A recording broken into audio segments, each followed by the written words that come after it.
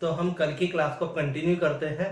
कल मैंने आपको इलेक्ट्रॉनिक कॉन्फ़िगरेशन सिखाया था, बिल्कुल बेसिक सिखा रहा हूँ, मतलब बहुत ज़्यादा डिटेल में मैं नहीं जाऊँगा क्योंकि मेरा टॉपिक अभी इलेक्ट्रॉनिक कॉन्फ़िगरेशन ना होकर बीबीटी है। तो उससे पहले मैं थोड़ा आपको इलेक्ट्रॉन के अरेंजमेंट के बारे में क्या करना चाहता हूँ, थोड़ा आइडिया देना चाहता हूँ। बस मेरा अभी का मोटो यही है। हम जब आगे पढ़ेंगे एटॉमिक स्ट्रक्चर वगैरह तो बहुत डिटेल के साथ क्वांटम नंबर, उसका arrangement, shell, subshell, orbital, ये सब क्या होते हैं ये हम अब उस टाइम बात करेंगे।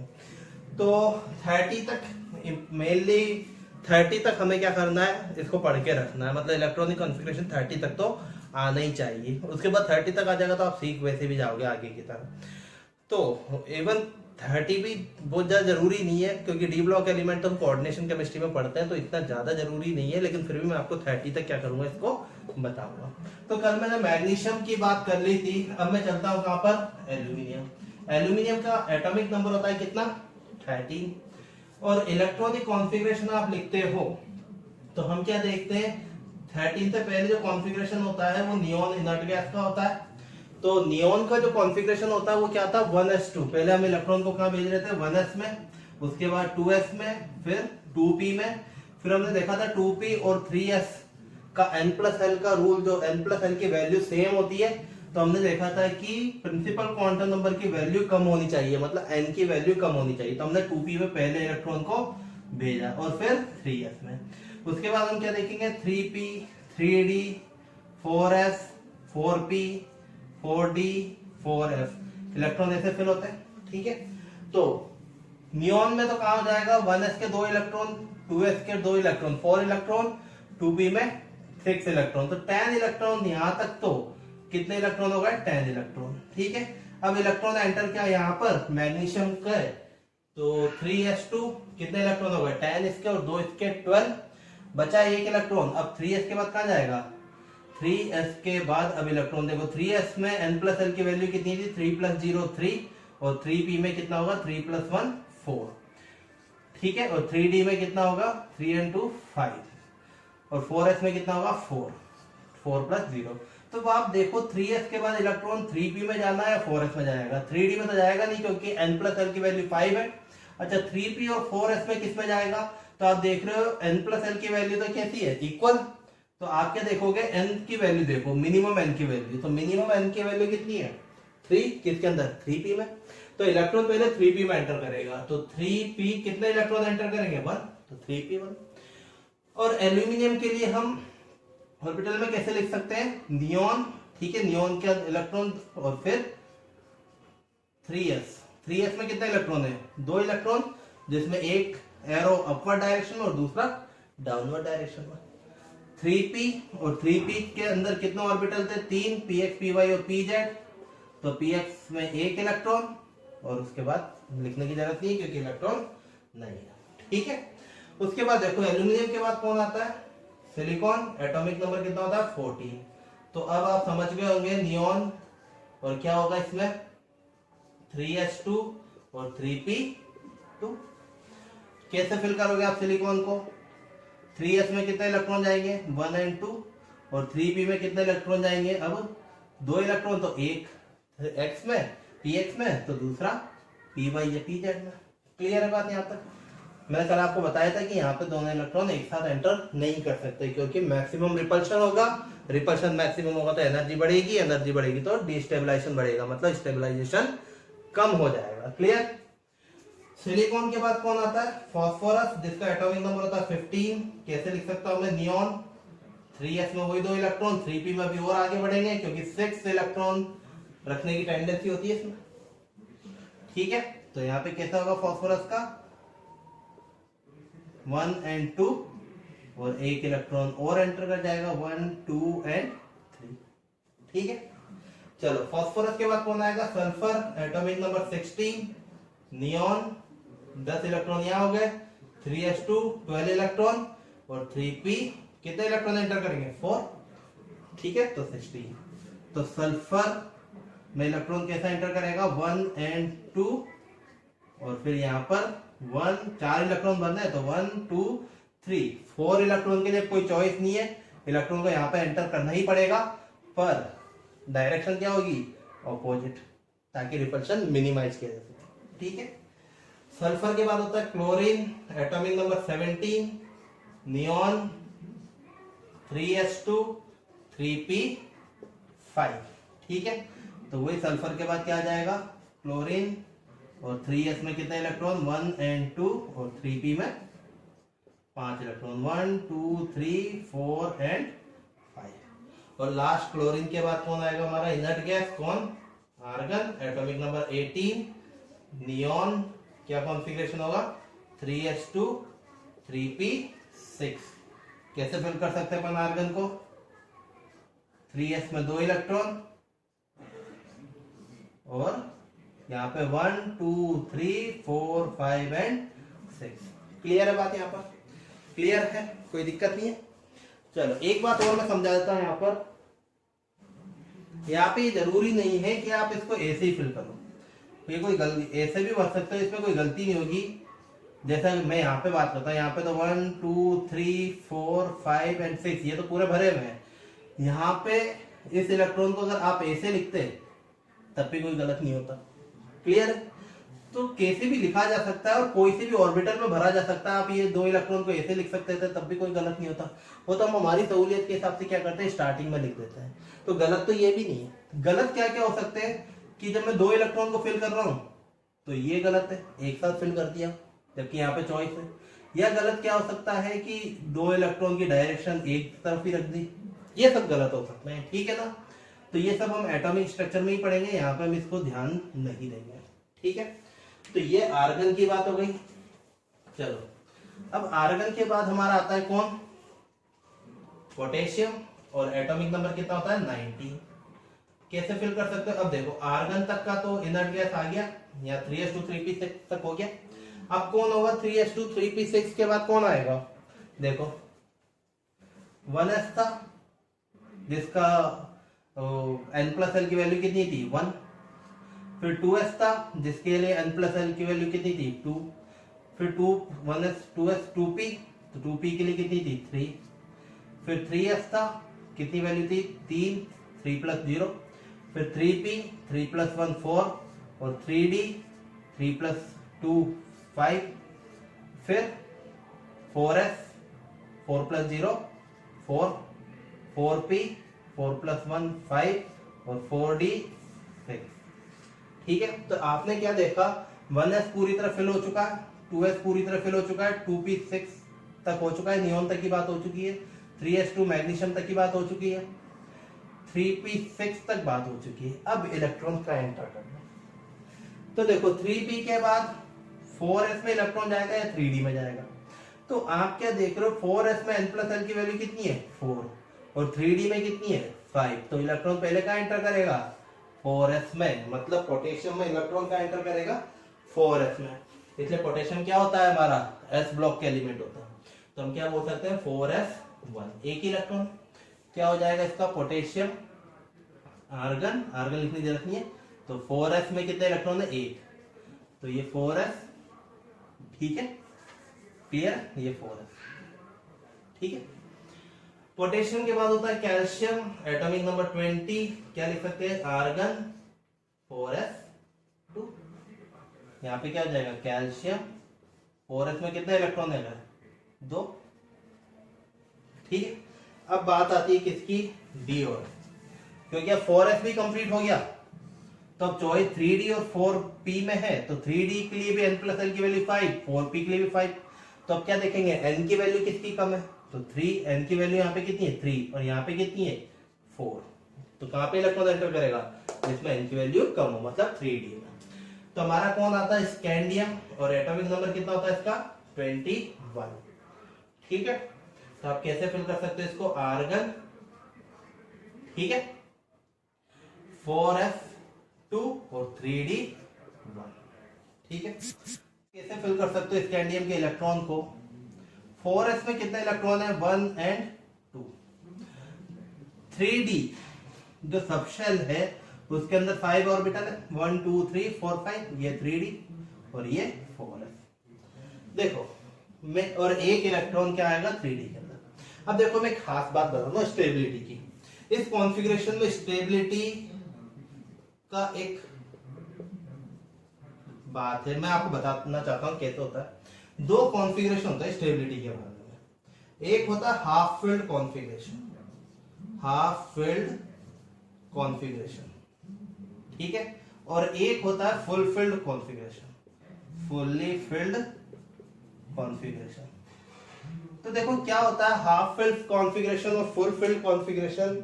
हाफ फिल्ड कॉन्फ़िगरेशन और फुल फिल्ड कॉन्फ़िगरेशन जो होता है वो एक्स्ट्रा स्टेबल कॉन्फ़िगरेशन होता है। मतलब ऐसे ऑर्बिटल जिसके अंदर, जैसे अगर मैं p की बात करता हूं तो p में अगर मैं एक इलेक्ट्रॉन फिल करता हूं तो ये इतना स्टेबल नहीं होगा जितना इसका हाफ फिल्ड होगा। हाफ फिल्ड मतलब तीनों ऑर्बिटल में एक एक इलेक्ट्रॉन एंटर करता है। जैसे d ऑर्बिटल की बात करता हूं तो d ऑर्बिटल में हाफ फिल्ड कॉन्फ़िगरेशन क्या होगा, 1 2 3 4 और 5, 5 इलेक्ट्रॉन, 5 ऑर्बिटल है, पांचों में अगर एक एक इलेक्ट्रॉन एंटर कर जाते हैं तो वो हाफ फिल्ड कॉन्फ़िगरेशन होता है। और इस कॉन्फ़िगरेशन में स्टेबिलिटी क्या होती है, इनकी इंक्रीज हो जाती है। फुली फिल्ड कॉन्फ़िगरेशन तो आप समझ ही गए होंगे। फुली फिल्ड मतलब पूरा ऑर्बिटल क्या हो जाए, फिल हो जाए दो दो इलेक्ट्रॉन से। जैसे p ऑर्बिटल में ये फुली फिल्ड ऑर्बिटल है। d ऑर्बिटल की बात करूंगा तो d ऑर्बिटल में फुली फिल्ड ऑर्बिटल कैसा होगा, 1 2 3 4 5 6 7 8 9 एंड 10, ठीक है। तो हमारा p3 ऑर्बिटल जो होता है वो हाफ फिल्ड ऑर्बिटल है। d5 ऑर्बिटल जो होता है वो भी हाफ फिल्ड ऑर्बिटल। और ये दोनों ऑर्बिटल जो होते हैं p3 और d5, मतलब d के अंदर 5 इलेक्ट्रॉन और p के अंदर 3 इलेक्ट्रॉन एक्स्ट्रा स्टेबल होते हैं। इसी तरह p6 मतलब p के अंदर 6 इलेक्ट्रॉन और d के अंदर 10 इलेक्ट्रॉन, ये भी क्या होते हैं, एक्स्ट्रा स्टेबल कॉन्फ़िगरेशन होता है। अगर इनको ये कॉन्फ़िगरेशन नहीं मिलता तो ये चाहते हैं, ये ट्राई करते हैं कि हमें ऐसा कॉन्फ़िगरेशन क्या हो जाए, मिल जाए, और इसके लिए कुछ स्पेशल काम भी करने लग जाते हैं, ठीक है। वो देखते हैं अपन कैसे होता है वो काम। चलो तो मैं इसको हटा दूं, ये आप समझ चुके होंगे। तो देखो यहाँ पे बात करते हैं स्कैंडियम। तो स्कैंडियम में 4s और 3d में एक इलेक्ट्रॉन है। ये 3d स्टेबल हो सकता है कि अगर इसके पांचों ऑर्बिटल में एक एक इलेक्ट्रॉन आ जाए, पर ये पॉसिबल नहीं है। क्यों पॉसिबल नहीं है, क्योंकि इसके पास इस पूरे ऑर्बिटल में यहाँ पे सिर्फ 2 इलेक्ट्रॉन है और यहाँ पे सिर्फ एक इलेक्ट्रॉन है। अगर ये एक इलेक्ट्रॉन यहाँ पर एक्साइटेड होकर जंप भी कर जाता है तब भी d2 कॉन्फ़िगरेशन ही तो होगा, या ये दोनों इलेक्ट्रॉन एक्साइटेड करके चले जाए तब भी d3 कॉन्फ़िगरेशन भी तो कॉन्फ़िगरेशन ही तो होगा। आ रही है बात समझ में। जैसे अगर मैं इस कॉन्फ़िगरेशन को ऐसे लिख दूं कि यहां से एक इलेक्ट्रॉन क्या है, एनर्जी लेकर एक्साइटेड हो जाए और कुछ कॉन्फ़िगरेशन इस तरह से कर दे 1 2 3, तो ये तो s1 है, 4s1, इसको तो कोई दिक्कत है ही नहीं। ये चाहे s2 में रहे s1 में रहे, इसकी एनर्जी या तो हाफ फिल्ड होगी या फुल फिल्ड होगी, इसको कोई प्रॉब्लम नहीं है। 3d में अभी क्या हुआ, 2 ही तो हुआ, क्या कोई फायदा हुआ, नहीं हुआ। तो फिर फालतू क्यों अपनी एनर्जी बढ़ाए, एनर्जी गेन करके क्यों जबरदस्ती अपनी एनर्जी को ये बढ़ाए, ठीक है। तो यहाँ पर तो ये काम नहीं होगा क्योंकि किसी भी कंडीशन में d5 कॉन्फ़िगरेशन तो इसका हो नहीं रहा, नहीं हो रहा तो रहने दो, जैसा है वैसे ही चलने दो, ठीक है। तो यहाँ से इलेक्ट्रॉन के एक्साइटेशन का कोई मतलब नहीं रहा। चलो नेक्स्ट हम बात करते हैं स्कैंडियम के बाद टाइटेनियम, जिसका एटॉमिक नंबर होता है 22। कॉन्फ़िगरेशन हो जाएगा इसका क्या, आर्गन 4s2 3d2, ठीक है। तो देखो टाइटेनियम का कॉन्फ़िगरेशन के हिसाब से मैं कैसे लिख सकता हूं, 4s और 3d, यहाँ पे 2 इलेक्ट्रॉन और यहाँ पर भी 2 इलेक्ट्रॉन, 3d2 हो गया। अब अगर ये अपना इलेक्ट्रॉन एक्साइटेड करके यहाँ पे लेकर आ भी जाए तब भी d3 तो होगा, जबकि स्टेबल होने के लिए d5 की जरूरत है, तो कोई फायदा नहीं है। दोनों इलेक्ट्रॉन एक्साइटेड कर ले, इतनी ज्यादा एनर्जी दे दूं कि दोनों इलेक्ट्रॉन एक्साइटेड कर ले, तब भी कोई फायदा नहीं है, ठीक है। आती है बात समझ में। लेकिन अगर मैं बहुत ज्यादा एनर्जी दे दूं तब भी दोनों इलेक्ट्रॉन तो एक्साइटेड होने से रहे, क्यों, क्योंकि टाइटेनियम की साइज इतनी बड़ी नहीं है, अभी भी ये दोनों इलेक्ट्रॉन जो है न्यूक्लियस के अट्रैक्शन में है। तो मैं इतनी एनर्जी प्रोवाइड कर सकता हूं कि एक इलेक्ट्रॉन एक्साइट हो जाए, दोनों इलेक्ट्रॉन को एक्साइट करना बहुत मुश्किल काम है। इसके बाद नीचे आने वाले फिर भी कर सकते हैं, कम से कम फर्स्ट ट्रांजिशन सीरीज, ये जो हमारे मेटल होते हैं स्कैंडियम से लेकर क्या हमारा जिंक तक, ठीक है, या एप्टियम से लेकर हमारा कैडमियम तक, ये सब ट्रांजिशन एलिमेंट कहलाते हैं। तो सेकंड और थर्ड ट्रांजिशन एलिमेंट, जैसे अगर मैं बात करूं यहाँ से स्कैंडियम से लेकर जिंक तक, ये फर्स्ट ट्रांजिशन एलिमेंट है। यट्रियम से लेकर कैडमियम तक ये सेकंड ट्रांजिशन सीरीज है। लैंथेनम से लेकर मर्क्यूरी तक ये थर्ड ट्रांजिशन सीरीज है। तो उसके आगे हमें बात करने की जरूरत नहीं है, ठीक है। तो देखो ये आप ये ऊपर से नीचे जाते हैं तो साइज क्या होती है, बढ़ती है। इसमें कुछ चेंज आते हैं। यहाँ पे सेकंड और थर्ड ट्रांजिशन सीरीज की साइज ऑलमोस्ट सेम होती है। ये सब अपन पैरियोडिक टेबल में पढ़ेंगे, यहाँ पे इस चीज को डिस्कस नहीं करेंगे। हाँ, मैं ये बात कह सकता हूँ फर्स्ट ट्रांजिशन सीरीज की साइज जो है सेकंड और थर्ड से छोटी है। अब अगर साइज छोटी है, तो आप खुद देखो, मैंने एक एटम ऐसा बना रखा है और एक एटम मैंने ऐसा बना रखा है, तो बताओ इस इलेक्ट्रॉन पर किसका अट्रैक्शन ज्यादा होगा, इस न्यूक्लियस का अट्रैक्शन ज्यादा होगा या इस इलेक्ट्रॉन पर इस न्यूक्लियस का अट्रैक्शन ज्यादा होगा? अट्रैक्शन तो इस पे ज्यादा है ना। तो ये अपनी मनमानी नहीं कर सकता है, क्योंकि अट्रैक्शन बहुत ज्यादा है, बहुत पावरफुल तरीके से पकड़ रखा है। जैसे आप घर पे रहते हो तो मनमानी नहीं कर सकते, क्योंकि मम्मी की चप्पल और पापा का डंडा दोनों साथ में रहता है। लेकिन आप स्कूल में चले जाओ, स्कूल में भी ज्यादा मनमानी नहीं कर सकते, टीचर सर पे रहते। लेकिन ग्राउंड में चल जाओ, दोस्तों के साथ क्रिकेट खेलो, तो अपनी मनमानी चलती है, क्योंकि वहां पे आपको फिक्र नहीं रहती किसी की, ठीक है। तो यहाँ पे इलेक्ट्रॉन मनमानी नहीं कर सकते, तो ये दोनों इलेक्ट्रॉन एक्साइटेड नहीं कर सकते अपन। मैं इतनी एनर्जी दे सकता हूँ कि एक इलेक्ट्रॉन एक्साइटेड कर दूं, पर दोनों को नहीं कर सकते।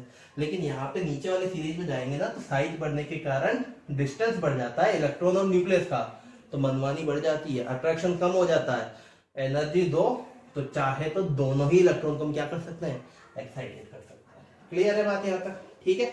तो अभी अपन को ये सेकंड और थर्ड ट्रांजिशन सीरीज की बात पढ़नी नहीं है, वो तो बस मैंने क्या करा, आपको थोड़ा सा हिंट दिया। चलो, टाइटेनियम के बाद हम बात करते हैं किसकी, वेनेडियम की।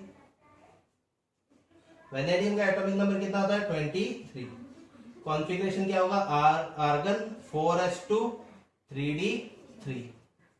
और कैसे लिख सकते हैं,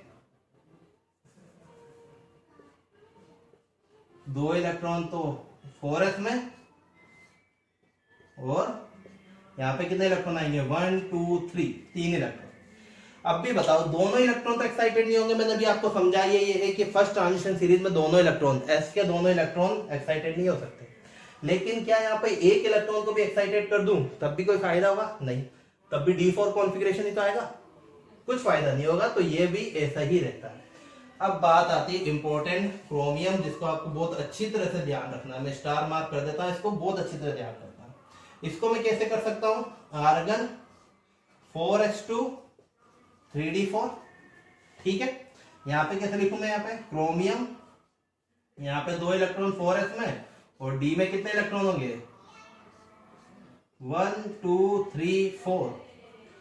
चलो मुझे बताओ कि क्या ये इलेक्ट्रॉन एक्साइटेड होने से क्या इसको d5 कॉन्फ़िगरेशन मिल सकता है? क्या ये इलेक्ट्रॉन एक्साइटेड होने से इसको d5 कॉन्फ़िगरेशन मिल सकता है? बिल्कुल मिल सकता है। जब इसको यहां से ये इलेक्ट्रॉन d5 कॉन्फ़िगरेशन मिलेगा तो क्या इसको मजा आएगा? बिल्कुल, बहुत मजा आएगा। क्यों? क्योंकि हाफ फिल्ड कॉन्फ़िगरेशन है, और हाफ फिल्ड कॉन्फ़िगरेशन से इसकी स्टेबिलिटी बढ़ेगी। और दुनिया में सब कोई चाहता क्या है? स्टेबिलिटी तो चाहता है। अब चाहे एटम हो, चाहे हम हो, चाहे तुम हो, चाहे कोई जानवर ही क्यों ना हो, स्टेबिलिटी सब चाहते हैं। क्लियर है? तो क्या होता है, ये इलेक्ट्रॉन जो है यहां से एक्साइटेड होकर कहाँ जाएगा, यहाँ पे, और ये गेन कर लेगा हाफ फिल्ड कॉन्फ़िगरेशन।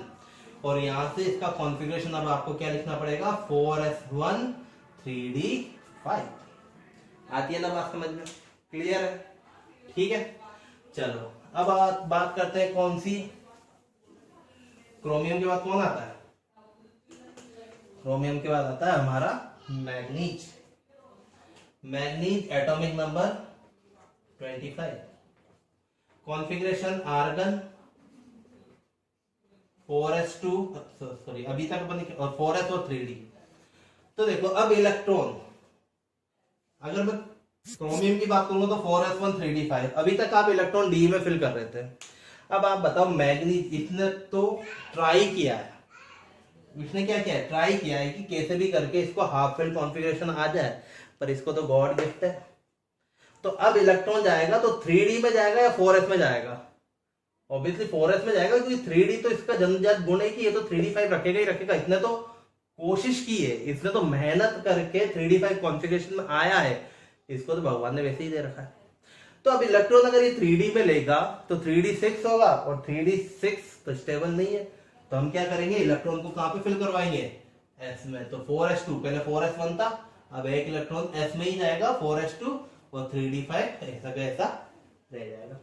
कॉन्फ़िगरेशन आप लिख ही सकते हो, 4s में कितने इलेक्ट्रॉन होंगे, 1 और 2, और d में कितने इलेक्ट्रॉन होंगे, 1 2 3 4 और 5। इसका भी हाफ फिल्ड कॉन्फ़िगरेशन है, मतलब हमारा मैग्नीज भी क्या है, स्टेबल कॉन्फ़िगरेशन रखता है।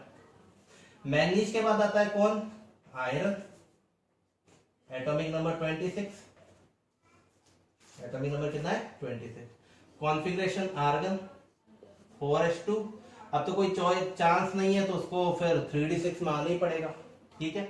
और साथ के साथ अब क्या होनी स्टार्ट हो जाएगी, पेयरिंग भी होनी स्टार्ट हो जाएगी, क्योंकि जितने भी अनपेयर्ड इलेक्ट्रॉन थे वो तो फिल हो चुके हैं, 1 2 3 4 5, और अब ये 6, ठीक है। तो पेयरिंग होना स्टार्ट हो गया। कितना अनपेयर्ड इलेक्ट्रॉन है, 1 2 3 4 ही अनपेयर्ड इलेक्ट्रॉन।